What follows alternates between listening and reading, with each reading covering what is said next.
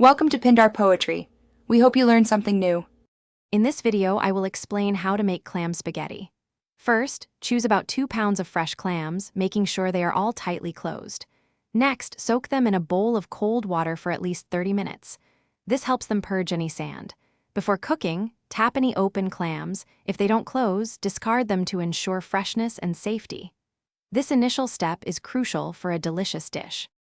While your spaghetti cooks to al dente, let's start the sauce. In a large pan, heat about 1/4 cup of good olive oil over medium heat.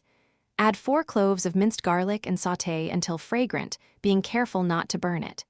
Then, pour in 1/2 cup of dry white wine and 1/2 cup of clam juice, bringing it to a gentle simmer.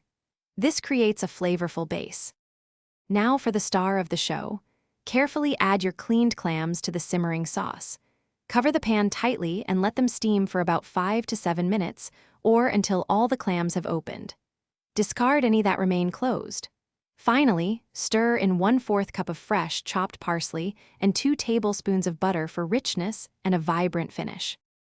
To serve, drain your perfectly cooked spaghetti and add it directly to the pan with the clam sauce. Toss everything together gently to ensure every strand is coated with that incredible flavor.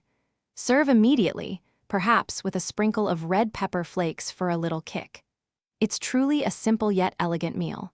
Don't forget to check the description for a link to little trees, black ice, and other great deals. Thanks for watching. Consider subscribing if we helped you.